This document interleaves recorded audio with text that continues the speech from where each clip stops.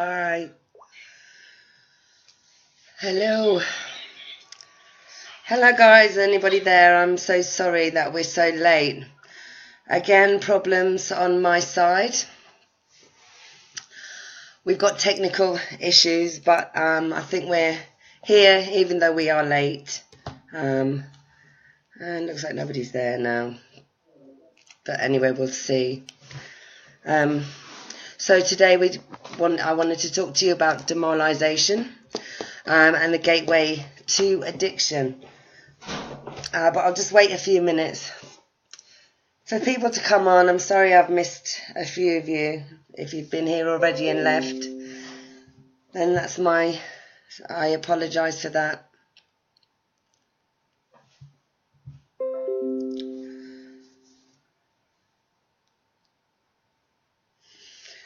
Okay, we'll just wait a few minutes. Is that you there, Phil? Just logged in there. Hi. I see you're all sharing. Doesn't look like anybody's here at the moment, so there's one. I think that's Phil. I don't know. We'll see. So I'll just wait for a few minutes, even though we're late, because just give people a chance to get back on. Again, sorry we're late.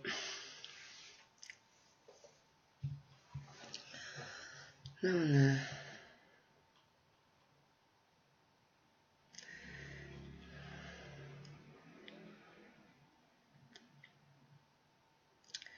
We'll just give it a few minutes.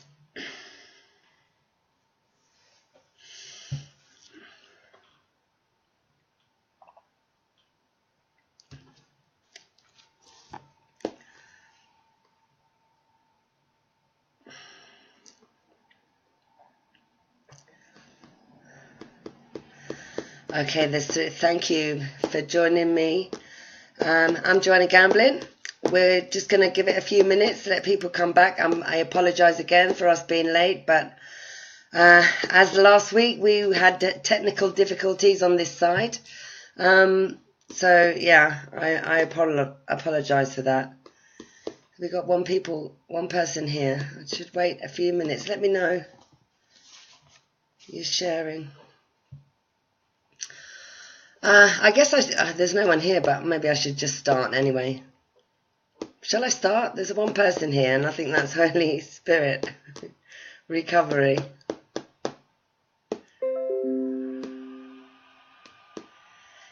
Denise. Hi, Denise. How you doing? Well, really sorry we're starting late. There's so many problems my side. Technical difficulties, again. Having to pay for Wi-Fi from the neighbours and other things. So, but thanks for joining us. Now you're making me nervous. Not like I wasn't already. So,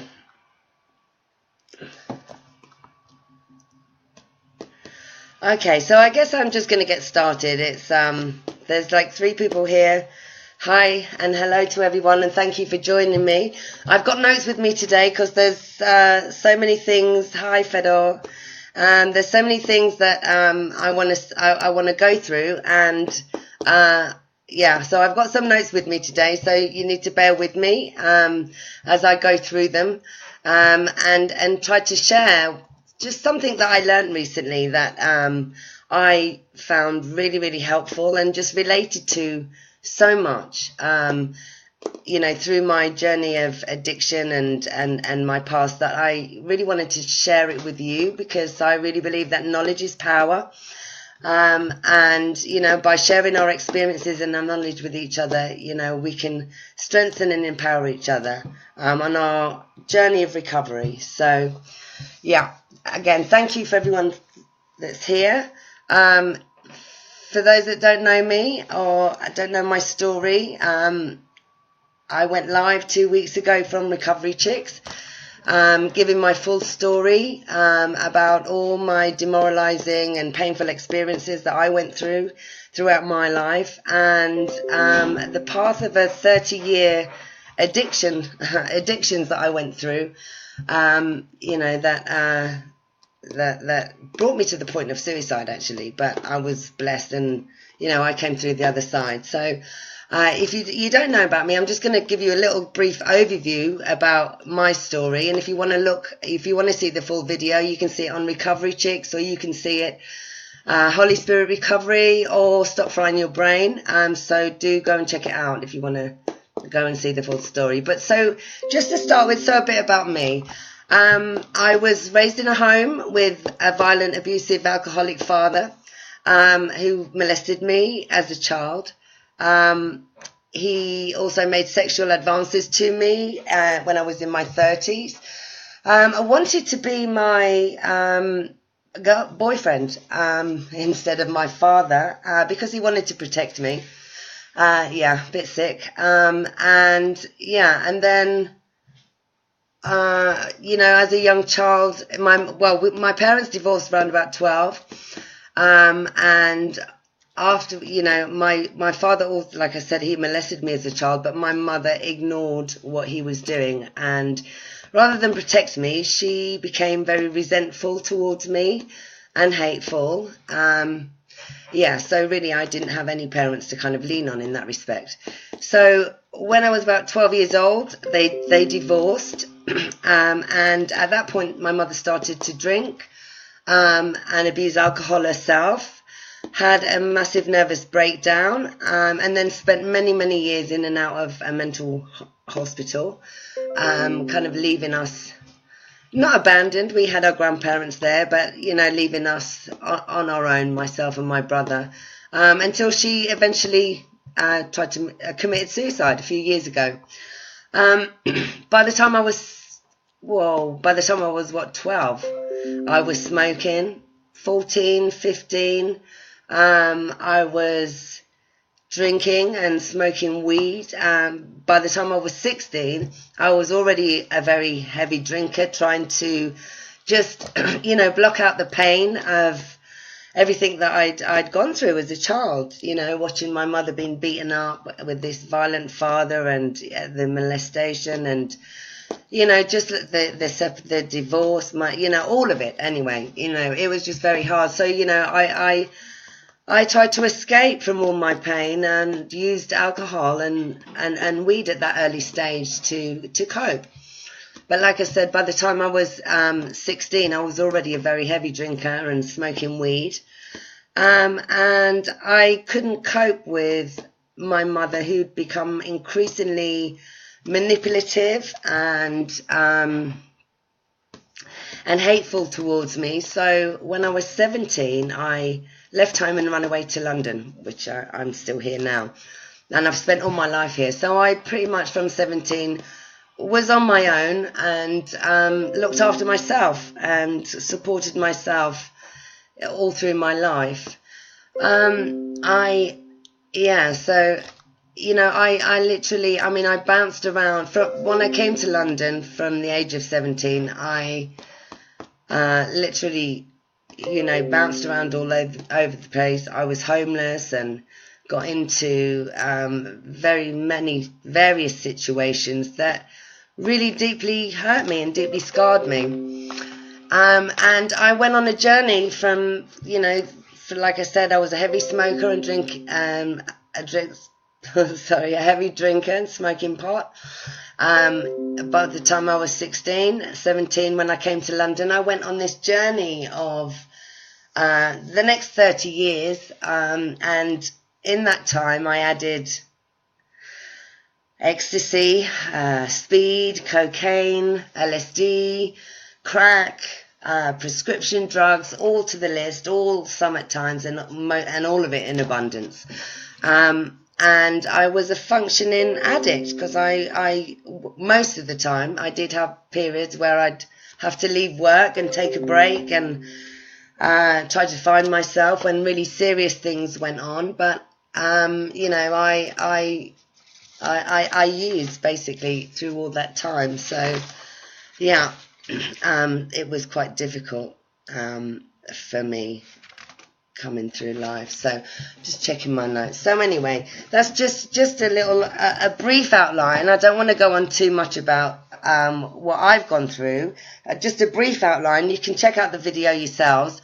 But I just, a couple of weeks after, well, a few days after I gave my life testimony, which I went into my life story, which I went into deep, I went really deep and really kind of talked about everything in depth. And I did that for a reason, and it was to set a pathway so people could come forward and not feel embarrassed to talk about these things that happen to us that have such a stigma attached to it, like rape, like sexual abuse, like domestic violence, all these things, like addiction, all these things that we shove under the carpet. So yes, it is long, but there's a reason behind that. But after sharing that story, a couple of days later, I came across from Stop Frying Your Brain, and the lovely Robert sent me an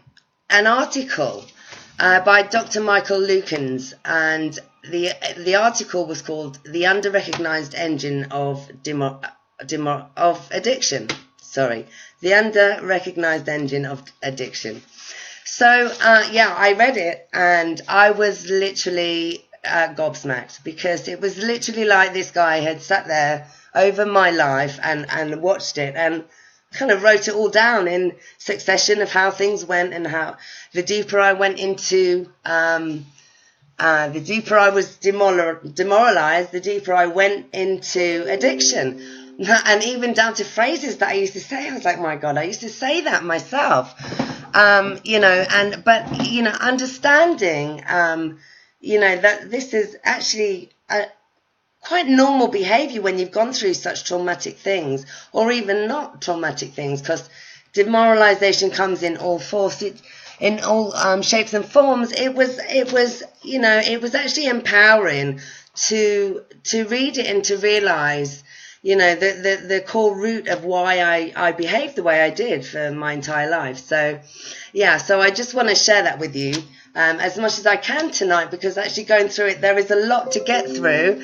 And I love to talk, so I don't want to keep you here all night. So I want to just get on with it, and like I said, I am using notes. I just want to get on with it, but I have to say, I want to start by saying that I'm in no way an expert in this field at all. It's not my work. It's just simply something that I've come across, and I've had a lifetime of my own experiences in demoralization. And over 30 years experience in progressive addiction and deep addictions, and it's been suicidal and all of this. So I've had my own experience with this. So everything that I'm going to tell you, it's not my work. It's Dr. Michael Lukens, who is an addiction expert on Stop Frying Your Brain. And if you ask me after reading this, I think he's amazing as well. So, let me start. Okay, so let me start by saying that demoralization comes in all forms. From deeply traumatic experiences like sexual abuse and rape and violence and racism, incarceration, social negativity, not being unaccepted, feeling unloved, broken homes. It could be, losing a job, a breakup of a family, losing your children, loneliness. I mean, the spectrum is very, very wide, and so it doesn't necessarily have to be a very traumatic or deeply, demoralizing experience for somebody to go down the lines of addiction, wanting to cover and numb the pain, or cover the pain of what these experiences make us feel. All of these things, even if it's just we've lost our job, we've lost our home, or lost our family, or we're kind of outcast, they all can leave us with feelings of shame and guilt that causes us to feel depressed a lot of the time, and anxious, and drive us into addiction. So I'm going to start by talking about anxiety and depression, because I think this is a big factor, an underlining factor that, goes with demoralization. It's all part of it. So I'll start there. So, like I said, anxiety and depression underline most addictions and are really the primary motivating factors for using drugs. As Dr. Lucan states, that through his years of experience, you can ask any group of addicted recovering individuals if they believe that a major part of what drives them to use is to try to control their anxiety or depression, and almost 100% will say yes. I mean, let me know if it's not, and you want to say something about it. But almost 100% of groups and that he's worked with. And let me just say, Dr. Lukens is a clinical psychologist. He specializes in addiction abuse and recovery, and traumatic experiences. He's had over 25 years of experience working with people in this field. So, he's been in a lot of groups, and, been around a lot of people that have been going through these addictions and traumatic experiences. So I would really, think he knows what he's talking about. So he says that almost 100% will say yes. A part of why they use, the main reason, a driving force of why they use, is to get rid of the feelings of depression and anxiety. The struggle that people have with these two common mood states form the basis of the emotional process that makes people feel the need to self-medicate. And that's just a fact. So, for example, it's human nature. It's actually human nature. Example, if we had a headache, you would self-medicate with aspirin or paracetamol or ibuprofen to get rid of the pain. And if they didn't work, you would look for something else that was stronger until you got rid of that pain. You're going to keep looking until you find something that gets rid of the pain.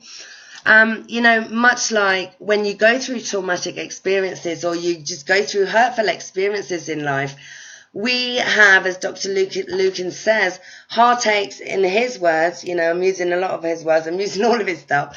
We have heartaches and mind aches, basically, and similar in the same way. And, when we've been through traumatic things, even from a young age, we may be already realizing, yes, thank you, Robert, for putting that in, because I really was going to, add that at the end myself, because it's an amazing article. Yeah, we have heartaches and mind aches in a similar way.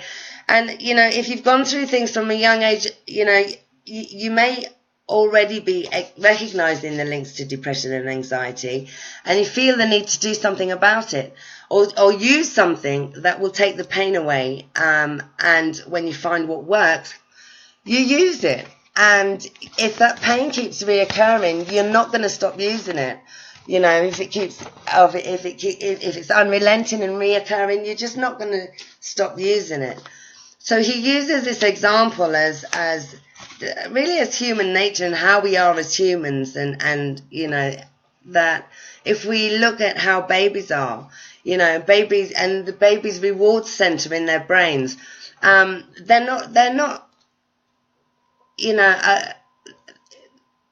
they're very much in the same way as we are, but in the same way as we are. We don't change that much.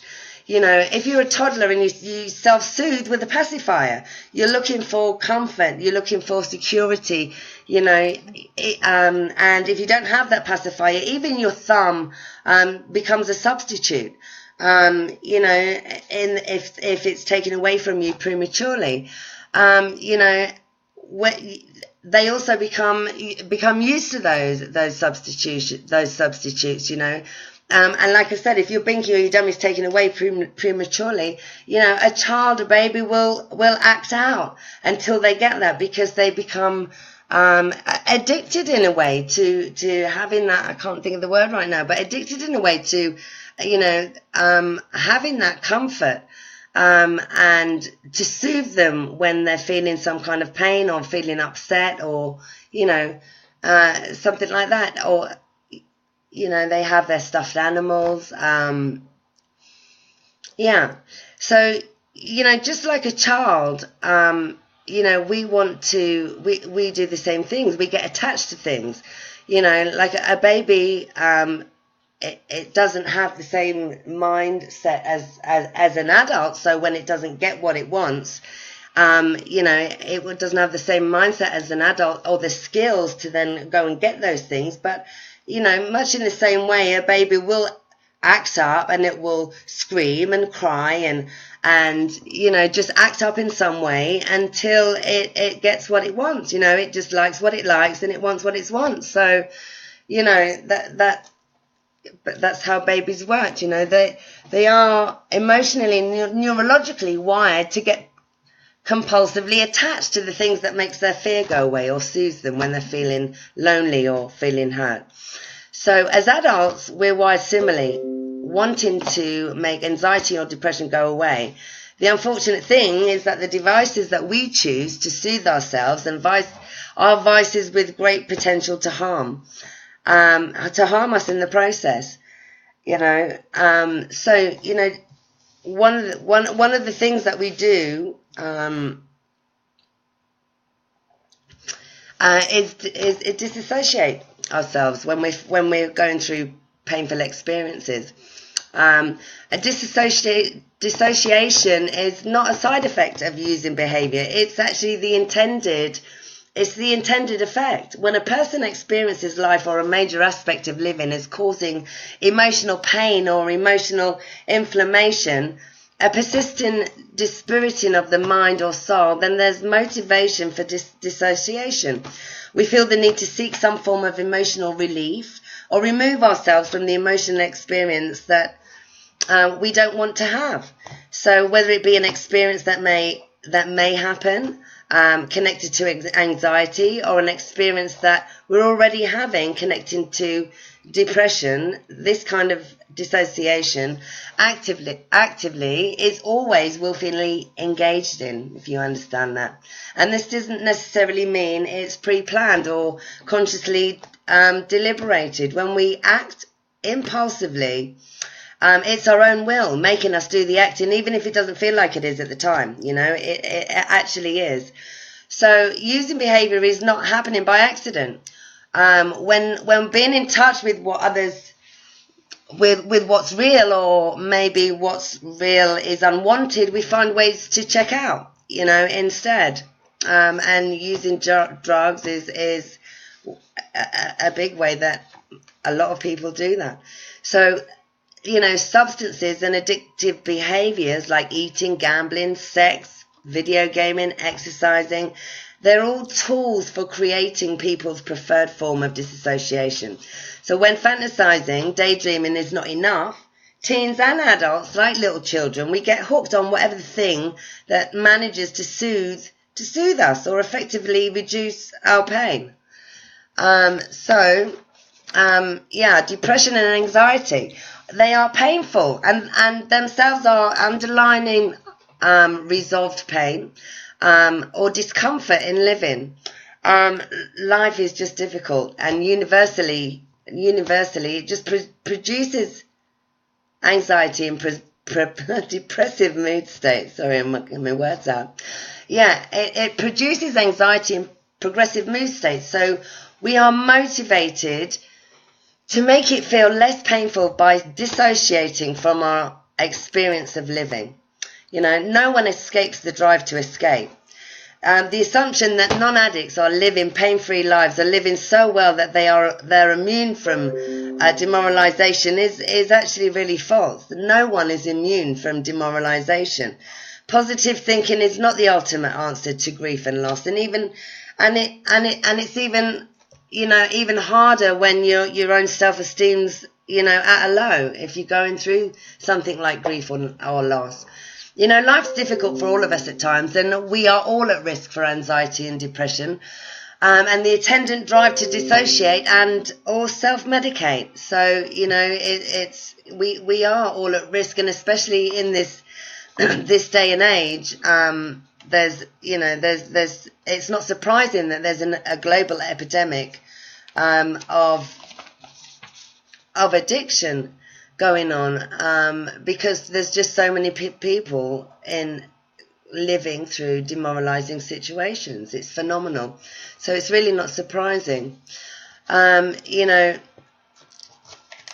yeah, anxiety and depression are not just passing feeling states. They persist over time and across these situations, you know. So it's not just one demoralizing event. You can have one after the other, or, you know, spaced out. But and having that anxiety and depression, it's not something that just comes and goes. It's something that continues throughout, and just, you know, it can never really kind of going away unless it's really treated. But then unless you're dealing with the core, is it ever really treated? You know, so, you know, both of these are formed by meaningful and significant demoralizing experiences. And then both give rise to increasing demoralization over time, you know. Being depressed and having anxiety, you know, is demoralizing in itself. You know, there's stigma behind it in society about suffering with depression and about having anxiety. Like, you know, though, that's a mental illness. It's another stigma that goes with it. So that adds to the whole thing and makes you feel, you know, demoralized as well because of the stigma in society. So, you know, this is the deep destruction of the engine that constitutes the vicious structure of addiction. You know, some people are temporarily predisposed to develop depressive or anxious responses and patterns as they go through life, and are more at risk to falling into addiction. They're more at risk to falling into addiction. But all of us are at risk at some point to predicament or life's painful experiences. You know, so let's ask, you know, from there, like, why do the behaviors become compulsive? You know, why does our behavior become compulsive? But over time, the pain relieving solution, the addiction behavior pattern, becomes a contributor to the problems, and the pain's getting worse, and yet the behavior pattern is very hard to change. The compulsivity develops because the short-term prospect of immediate pain relief to the long-term costs and pains of continuing to use. You know, the self-control versus impulsivity conflict. Longer-term payoffs simply don't have the same level of motivation or pull as the right here, right now reward of making ourselves feel better and alleviating ourselves from that pain. You know, I wondered, yeah. So, you know, depression and anxiety are painfully, and they themselves are the underlying unresolved pain and discomfort of living. You know, life is difficult and universal. I've read this already. I'm sorry, I've got myself a little lost there. I'm sorry, just bear with me. I think I missed something. Okay, now here we are. Yeah, the compulsivity develops because the short-term prospect of immediate pain relief and the longer-term costs and pains of continuing use. The self-control versus impulsivity conflict. Longer-term payoffs simply don't have the same level of motivational pull as the right here, right now reward of making ourselves feel better. We can override the short-term fix impulse with things like recovery groups, higher purposes, and self-commitments to help make such overrides possible, though it takes commitment and time and hard work. And Dr. Lucan says, you know, generally there's not very many people that can say 100% that when, you know, those sweets are put in front of them could actually, you know, 100% all the time say no, regardless of what they're going through. So, you know, regardless of what they've come through and how long they've been in recovery. So, you know, that's pretty shocking to hear, in all honesty. You know, but it is possible, and we do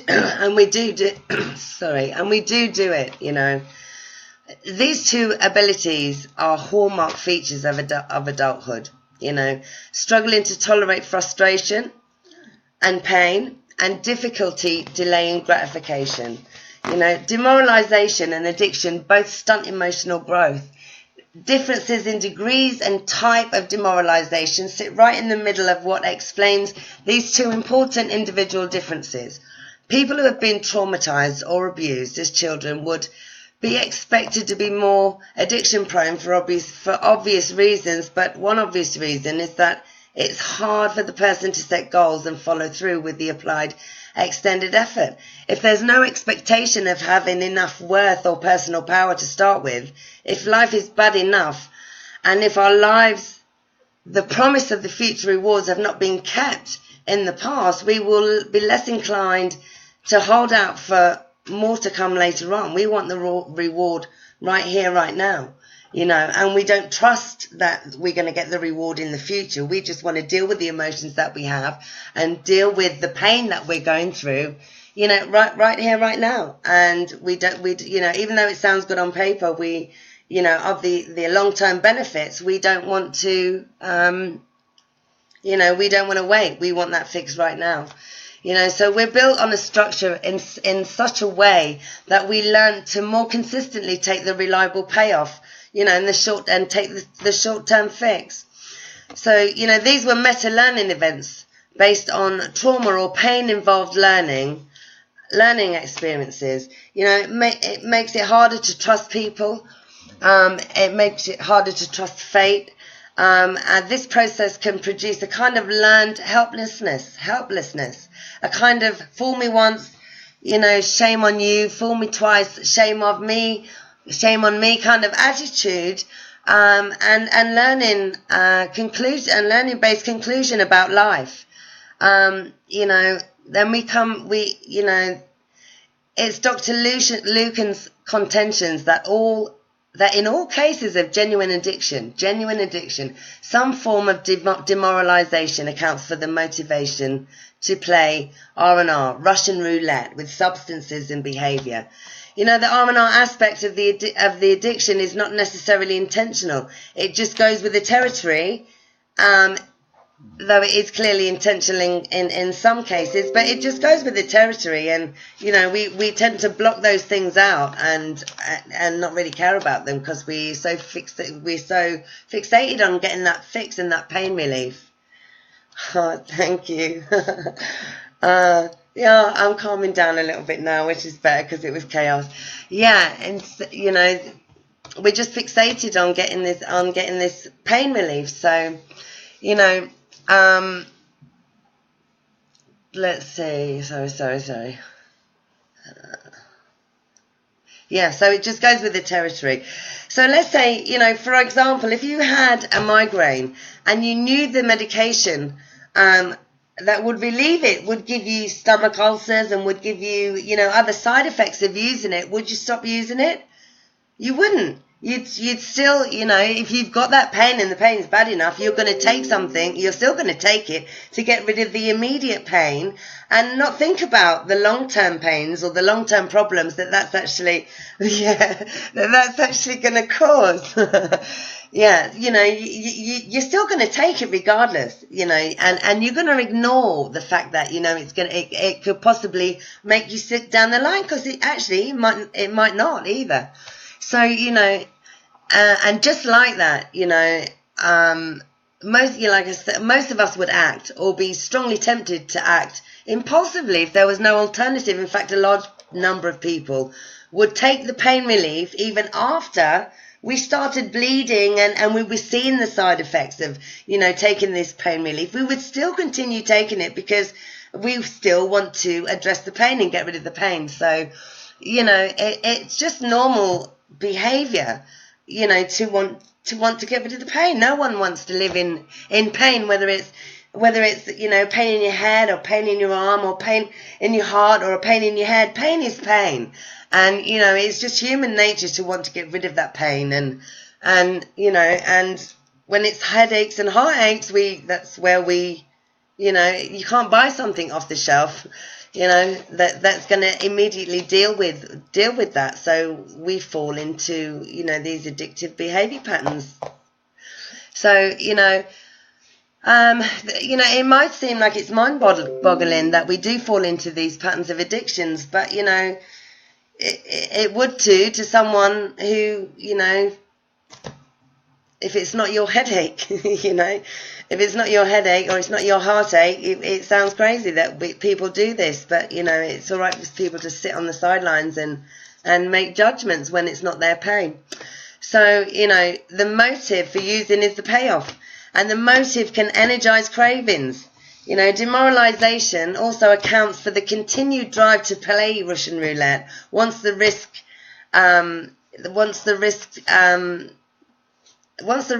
taken takes on lethal proportions.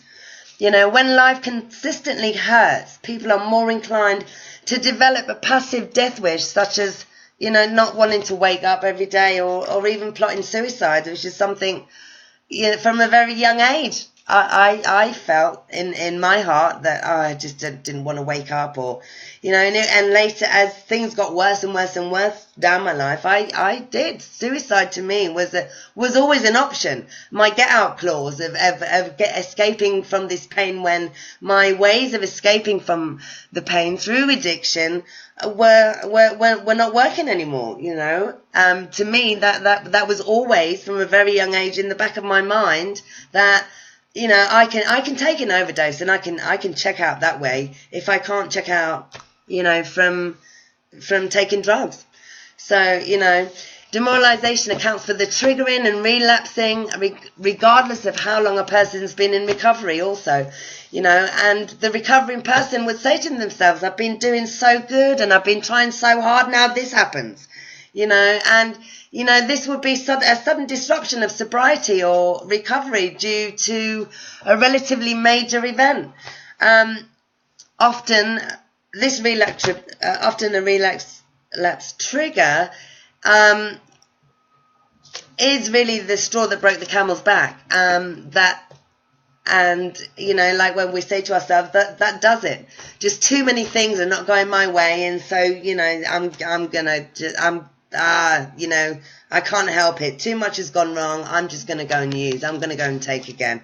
It's almost like we've got the right to, because it's not working anyway. Things are just going too bad, and things are not going my way.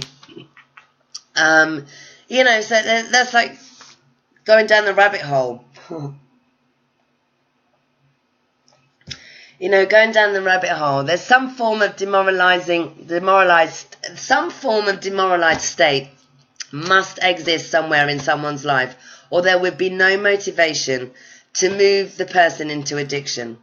There'd just be no motivation. So demoralization is always the driving force behind addiction in some way, at some level, even if it's just in a small level and something that just builds up. Going down the rabbit hole, it's not a choice made by people with high morale. They're just not inclined to do that. In fact, they will be more likely not even to try recreational drugs or, misuse drugs, as they already appreciate the high morale that they have in life. I don't understand what that is. I've never ever had it, apart from now, actually. Now I do. The first time, in my entire life, because I never stopped taking drugs. The first time in my life, I'm actually experiencing life, and enjoying it without drugs and without anything, and feeling valued and feeling loved and feeling, that, I don't need to block out all this pain anymore. It's been resolved because it's been dealt with. I mean, God pulled me through so much, but, it's taken me 47 years to know what it feels like to, have high morale without having pain that I have to self-medicate with to squash that pain and just feel not normal, but, but pain-free, So, with recreational experimentation, when recreational experimentation becomes committed addiction, it's only and always through a pathway of demoralization. So Dr. Lucan says he would argue that even the inkling to try drugs and alcohol experimentally is sourced by low levels of demoralization. Happy teenagers want to stay happy, so if that's really, if there is such a thing, because teenagers are just not necessarily happy people anyway, but the few happy ones that there are out there, they generally want to stay happy, so they don't easily and readily succumb to peer pressure, which has its effects so much more and prominently on those with existing morale issues or those with heartaches and headaches, like myself, pains in the head, stress heads and pains in your heart, or anxiety or depression, whether it's diagnosed or not, because so many people have anxiety and depression and it's never even, diagnosed. So, those that do not go there are not inclined to go there. So, if we look at what turns one of these non-addicted people into someone who is flirting with it, we see demoralization of some kind has played a role in the shift when we see something going from flirting to full-blown addiction. So we may see emerging and pre-existing demoralization and fresh addiction demoralization, and a marriage of sorts between the lowered morale expressed by the will and the addict's choice of lifestyle. The bonds in this case is hard to break, even if it's hell on earth, and the well-known risk that it could actually even become a lethal affair. So demoralization is part of the glue that makes these bonds so strong, and keeps people from keeping on using, and that makes it so hard to stop, because it's hard to remove those feelings once that's happened to you. So yeah, some people go through sudden demoralization. Demoralization can occur as a momentary experience where there's a sudden downdraft, of the spirit, like we're talking about, a pain producing roadblock, something that just happens, that changes everything, that totally blows your idea of what's acceptable way of life to live, and that's just blown out of the water, and you become demoralized in that way. But it's a very sudden shift, and it spoils the process of the quality of our living, and we feel that our life as we know it has just been trashed. This can be enough to cause a case of the, I don't really want to say it on here, but because it's Holy Spirit recovery, but as we're talking about, being in addiction and, the states that you get into, I am going to say it just for that reason, because people that are in addiction and at this state, literally they stop caring. And so, they get to the point where they literally say, fuck it. They get a case of the fuck it, and, they have a reaction to the spike in demoralization. Demoralization has just got so bad that they're literally just like, oh, fuck it, just fuck it. I don't care. I'm going to use, I'm going to do this, I'm going to do that, but I'm going to use because I can't take this pain anymore. So, I'm sorry and I apologize for my swearing, but, that's just, that's where people, when you're at that level and that's such a low, and that is where you get to, and you don't care about that swear word there. One word this is frequently unrecognized as an engine source. So as an engine source in addiction is the fact that for many people the status quo is already not so good. It's already a not so good faith relationship with the world in the first place. Growing up with abuse or poverty, or invalidation or repression, or many different ways of demoralization. There's just so many. There's a good chance demoralization has become unseen due to it being such the experienced norm. It really made me think, actually, when I read that, and I'm going to say it, I'm just going to put it out there and I'm going to say it. It just really made me think about, about racism and about what people have to go through. It's hard.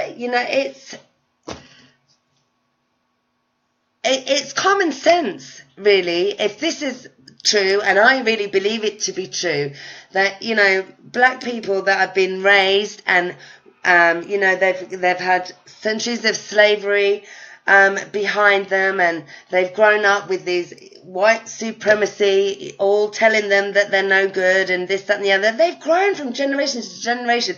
That is demoralizing in itself, and it's going from generation to generation. So I just thought, no wonder there's so many black people that have gone into addiction and gone into violence and gone into that kind of lifestyle through poverty, and there's so many other factors as well, with poverty. But that just really made me see and kind of understand, what that kind of oppression and what that kind of stigma and can really do to people, and it's disgusting. Actually, it kind of breaks my heart, and it makes me ashamed. But I just wanted to say that, and I know that might cause a bit of an uproar. Yes, I said it, but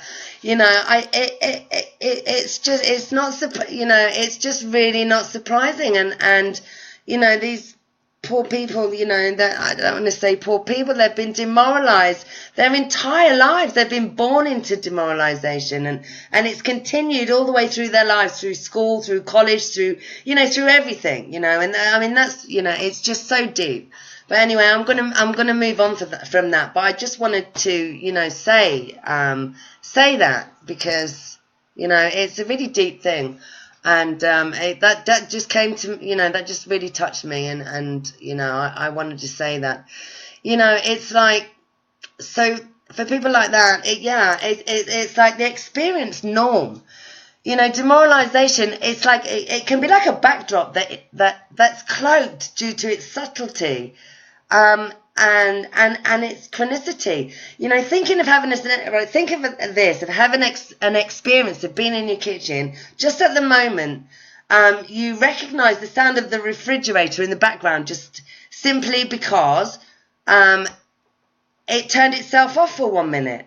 The chronic form of low-level demoralization, which is something what I was just talking about, and that's just one case. The chronic form of low-level demoralization is like that refrigerator noise. It's always there, and quite like me. For me, it was always there. I had low and high. I was all over the place. I had all different shapes and forms because I'd gone through so much. But and so many other people in situations too, but it's like it's always there, and and yet it's always there, and yet it's going unnoticed, because the person's so used to it, and that's it.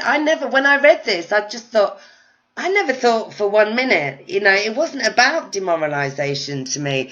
It was just about, oh yeah, this happened and that happened and this.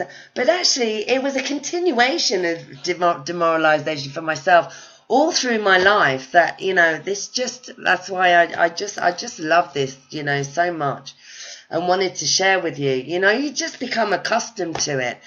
So how do early childhood traumas lead to these so-called choice to experiment, and then progress to the point that the person begins a habitual use of addictive substances, and frequently engaging it could be either frequently engaging in high-risk behaviors. The demoralized person is ripe for falling into the rabbit hole, as Dr. Lukens says, but it's a great description, and but as she or he gets introduced to the substance that flips this unwanted chronic feeling state of depression or anxiety, or this pain, that we carry in our hearts or in our heads, if it's flipped, this unwanted chronic feeling or pain on their head, or holding off promise of doing so, if an experience comes from that, from using that provides an antidote for the demoralization feeling, we have a winner. As he says, we have a winner. My winner I mean, I drank, I took alcohol, I drank alcohol, I smoked weed, but alcohol was great to relieve my anxiety, to go out. I was shy, I had low self-esteem, but yes, after a few drinks, I was good to go when I'd chat to anyone, I had a few more than a few drinks actually, because I didn't do anything lightly, but yeah, it started with alcohol, but we have a winner was ecstasy. And I use that in such a way. I mean, people say, oh yeah, you took ecstasy, but I went, from taking 1 or 2 to taking 10 to buying 50 on a Friday night, 50 ecstasies on a Friday night, and I take them in 2 days. I mean, that's how bad I was. On top of alcohol, weed, cocaine, all the rest of it, brandy, I mean, everything, and 50 pills, but you can drink till the cows come home when you're on ecstasy and cocaine, you're not feeling it. So, ding ding, my drug of choice was, ecstasy at that time, and I could function, I could socialize, I could, because I was off my face and I was quite happy dancing away, and for a time, that was killing that pain. But as time goes on and on, that stops working, and you need more and you need more and you need more, because it's just not working in the way that it used to. We need more and more and more. So the drug of choice fits the felt need enough, then the engine of addiction is turned on, and I mean, I was in addiction before that anyway, with alcohol, and with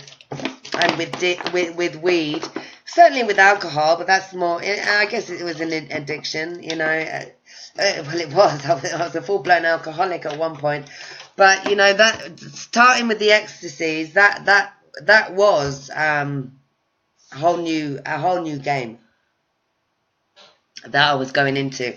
And, I was only like 20, 21 at this point when all that started. If self-esteem is horribly low and a person is not likely to adopt a more socially engaged usage pattern, you're not, if someone's self-esteem is so low, you're not going to adopt, a socially engaged usage pattern. But if their self-esteem is just below sea level, then a few drinks, like I was saying, is enough to help a whole lot. And like I said, a few more, and I was good to go. But without that, without those drinks, I wouldn't go I didn't want to go anywhere. I needed it. I couldn't function like that. I'd rather stay at home than go out and not have a drink. That's just the truth. So the overpowering emotional payoff from this negative reinforcement, temporary escape from the feelings associated with low self-esteem is hard to resist. Notice how tends to take on the pattern of intermittent payoff, and a schedule of reinforcement that is hard to change, producing a more powerful and lasting form of learning that tends to develop into a habit. This can explain why addiction continues long after the thrill is gone. We continue, don't we? And it's not even fun anymore. It's not even doing it anymore, but we still keep trying to take it. We still keep taking it, trying to find, something to take that pain away. And it's just so hard to stop. We have this lingering hope for or the expectation that the payoff will still happen is enough to keep the engine running, so to speak. Like this is commonly referred to as like chasing the dragon. We're chasing that high. We're chasing that high to get rid of this pain that we're feeling, because it's unbearable. There's a more sociopathic forms of demoralization that leave one predisposed to engage in socially frowned upon modes of conduct and more socially condemned forms of substance abuse. We're talking about hardcore drugs of choice, real hardcore drugs of choice. And, there's a sizable chip on the shoulder of someone that represents some form of resentment or contempt that makes the fuck you part of using. Like, you know, when people that use heroin and crack and meth, you know, like I said, I started on ecstasies and I was taking LSD and speed and cocaine and ease in abundance. I know, I'm sorry for the swearing, but it's just, we were talking about being in the mind frame of an addict when they're really going down the rabbit hole. And it's you. Yeah. Okay.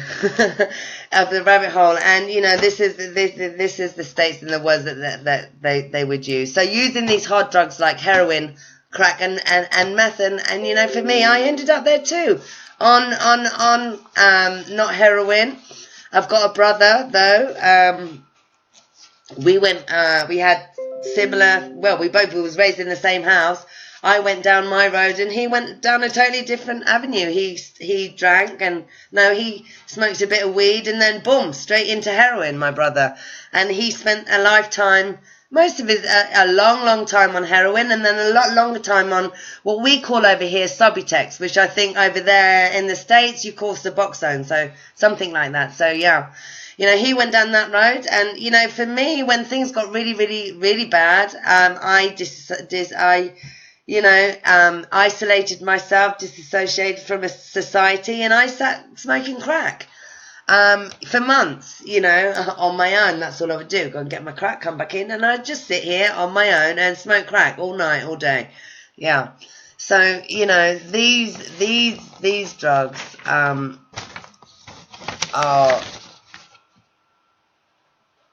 You know, the real hardcore drugs. So, you know, the betting fitting, where am I? Yeah, so the better fitting drug of choice for the group who strongly identify with and simultaneously resent their social disenfranchisement. Yeah, people that's, I don't know, in jail or ostracized or, you know, just dissociated from society, or, you know, at the end of the spectrum you have, you know, so we have these people that go like the hard way and progressively, and you know, different kinds of situations and different types of demoralization that take us through to these really to using these really hard drugs and being addicted to, you know, the other end of the spectrum where you have like the good girl drug, which is like food, you know, which is selected dissociative device for so many women and a growing number of men these days. And that's why we have a big problem with obesity and, you know, all over the place, and people getting really ill. It's just as much of an addiction as anything else. So, you know, and then you know, and quite often actually this might be because of either resentments or not allowed to be annoyed, or you know, or they're accompanied by like overpowering guilt. So it could be resentment or guilt, or you know, not being allowed to express themselves, so they, you know, they eat and eat to repress that pain as well. Okay, so, you know, there's also the socially acceptable adult drug, alcohol, and its anti-anxiety properties, which provides a reliable way of easing the process of socializing, like I was talking about earlier, or otherwise blocked by shyness or shame. And, you know, since it's legal and available everywhere, it's got very little stigma attached to it, to its general use. So you can fit in and drop out at the same time without, you know, being ostracized, because it's so well accepted, you know, everywhere. You know, so we've also got like the grief-stricken young person who's got a strong felt need to medicate sadness, who feels terrible about letting others down in the process. You know, their self-esteem damage comes after the addiction engine is turned on, not before. You know, their self-esteem, you know, like I said, gets damaged after they've used and not before, because they feel so bad and guilty and full of shame for the fact that they have used. And, you know, and that sends them into a cycle of not being able to stop using either. So, you know, yeah, and that's still, you know, the addiction engine is turned on again, and they continue. But, you know, addiction only adds grief to the grief process. You know, so this can quickly become a downhill spiral for all of us. You know, the more grief-driven addict is likelier to take the slow road to early termination of life. You know, consider this like a latent passive death wish, which is what I did. You know, I did. I got on that road. I had grief in my life. I lost someone that I loved as well, on top of everything else that was going on. And it was really kind of from there when I started to spiral out of control. You know, many things happened after that as well, but that was the underlining thing that really sent me really deep into addiction, drinking so heavy, and deeper and deeper into drugs, and you know, getting worse with the drugs I was taking. And you know, that was just a massive thing. And the whole time, you know, I was doing that, I just felt like I wanted to die. I didn't want to be here. And you know, I had a death wish. I found out I had cancer, and actually I felt relieved, because I felt like it's okay, I don't have to kill myself anymore. This is, you know, I'm just going to die. And I wasn't bothered. I laughed. They couldn't believe it that I laughed when they told me that I had cancer. But, you know, yeah, I did. But yeah, it leaves people with feeling like with a passive death wish. You know, and there are those whose self-esteem's been damaged, who can turn on the self-esteem has been damaged, who can turn on the engine in order to feel less shame and guilt and self-loathing. You know, the significant demoralizing pain tends to involve the need to just numb, you know, to the prospect of internal or external invalidation. You know, the internal critic versus the expectation of division or rejection from, you know, the outside world or authorities or whoever else. You know, that rejection we can't bear, you know, because we already have such a low opinion of ourselves in the first place. But we encounter in real life, you know, this, and we can be deeply damaged. You know, it can deeply wound us at the core of our identity. You know, when we've got this kind of pain, and, you know, you can't get enough numbing to stop this fully, you know, and then the addiction only adds to the shame and damage and self-esteem, you know, and this vicious cycle is just set into motion. Numbing on top of numbing, or more numbing, instead of facing the cost of numbing, you know, becomes so dissociative, becomes a dissociative commitment that Dr. Lucas describes as the full mental jacket, you know, literally the full mental jacket, a total anesthesia effect of being numb. That doesn't make sense. So that eventually the idea of being numb becomes impossible to consider. You know, a total anesthesia effect is being sought, you know, so that eventually the idea of not being numb becomes impossible to consider. You know, dreams and plans for reclaiming self-esteem die, and so does the motivation to even want to recover from addiction. You know, it gets that bad that you know, you just give up, and all you want to do is be numb or die.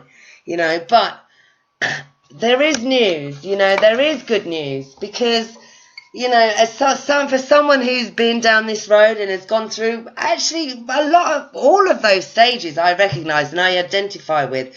I've been through all of those stages, and I've been full, you know, so many demoralizing situations, and I've been through so many, you know, had addictions for so many years, more than 30 years. With all of it, but there is good news, you know. These can I know, I'm a bit, see, I normally stand up and it's arms and legs going. I need to sit. Am I right? Okay, thank you. Yeah, so, you know, someone who's been through all of this, there is good news, and, you know, I'll try and kind of keep this brief, because I've been going on a bit now, but the good news is that, there's a cure at the core. We have to address what's going on in the core of us. We can't run away from it. We need to address it, but by addressing it, we are setting ourselves free. There's so much help out there these days. The way I come through mine, I have to tell you the truth. God, my God, I wasn't really, I never believed in God. My family weren't of God. They weren't Christians. They didn't know Jesus. None of them. I'm the only one that did. But I got to the point, I literally, I gave up on life and I threw the towel in. And God saved my life. Jesus saved my life. God literally saved my life. And, but there's a cure at the core. You need to, and love is that cure. And that's either a love from God. We all recover in so many different ways, or a combination of ways, and I'm all for that. I'm all for whatever works for you, whether it's the 12 steps, whether it's, a core group, whether it's NA or AA, God, a higher power, whatever it takes for you to recover and come through it.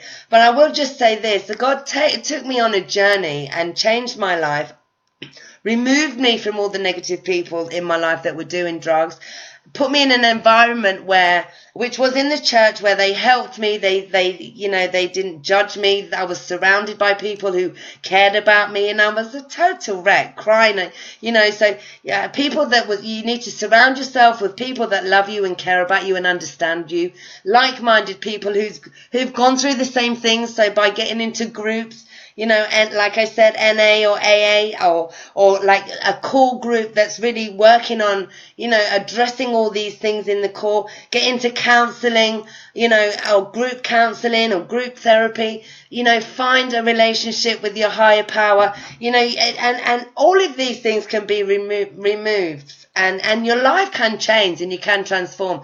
Believe me, I'm someone, if I've gone, I'm nearly 48 and for 45 years, well, no, minus when I started. So for over 30 years, I was, pretty much an alcoholic and in the end, a serious alcoholic and, a substance abuser in one form or another that got worse and worse. I've overcome it, and I've overcome it from the love of God and from being surrounded by people that care about me and that love me and that don't judge me. Not my own family. They've all died. My mum committed suicide. I've got my brother that's still alive. But, we can find these to be people if we seek. Like this even here on this, on Facebook, in this addiction community, I've learned so much about myself here, and I feel at home. I found myself in this community with people that understand what I've gone through, understand, don't judge me. I can talk about my feelings. I can talk about everything, and I'm understood. So I encourage you to talk to people on here, connect with people. There's so much help available. If you want to see counselors, or you want to get into a group, or, you just want to have a chat with somebody, you want encouragement, or, or you really want to go full on into facilities, you can contact us. And we will pass you on to the right places. Stop Frying Your Brain has got unlimited resources to link people, and connect people. But, we are here for people to talk to. So, reach out. But, I sit here today and I tell you, it's not impossible to recover. It's really not. I'm on a journey. I know recovery is a journey, like for the rest of your life. I know that. But for all the things I've gone through in my life, I have no pain in me anymore. It's out. It's gone. For the first time, I'm just really looking forward to the future with joy in my heart. God has restored me. He's restored my mind and renewed my heart. He's just filled me with so much peace, filled me with so much love, and hope and faith in him, and like I said, I believe in the groups, and it's something that I'm going to do. I'm not now, even though I'm completely drug free and sober, but I still plan to do that and have that experience of going through the process of being in a group. But yeah, if I can do it, anybody can do it. And I really encourage you to just reach for God and draw near to God and let Him draw near you, because He is an awesome God. He's an amazing God. There's nothing He can't do. There's nothing He can't break. He's breaking every chain, and it's a process. It didn't all just happen at once. It is a process, but He's breaking every chain, and I just for the first time feel really free. So I just want to encourage you that even though that sounds really bad and it's normal behavior, for us to go down that road, there is a way out, and love is the message, really, love from people around you and, friends, family. Love, it doesn't have to be blood family if that doesn't work, but it is a process to making, amends or trying to figure that out, but it doesn't have to be blood. It can be the family that you choose, which I've done. I've kind of chose my family now, because I don't have any apart from my brother, who, that's fine. So it really is up to you, but it is possible. So, yeah, that's all I've got to say for tonight. I've got to the end. I hope I didn't talk too fast and you could understand what I was saying, and that you got something from that and got just even a little bit of encouragement to know that, you're not a bad, horrible person for falling into addiction. It is a normal behavior, and we're all prone to it, but it's how you deal with it, it's coming out the other end, how you deal with it. And I just hope that this information will help to empower somebody, and let somebody understand why they've fallen into these ways, and stop feeling that pain and shame that we often have when we go through addiction, and really seek the help to come out the other side. And I'll tell you with all hand on heart that God is an awesome God, and He can bring you through everything, anything. So do reach out to Him. Thank you everybody for joining me on this live, and we'll be here again next week, same time. We'll organize what the topic's going to be next week. I don't know what it is. So Holy Spirit recovery next Saturday night with a new topic at 7 p.m. Eastern times and 12 p.m.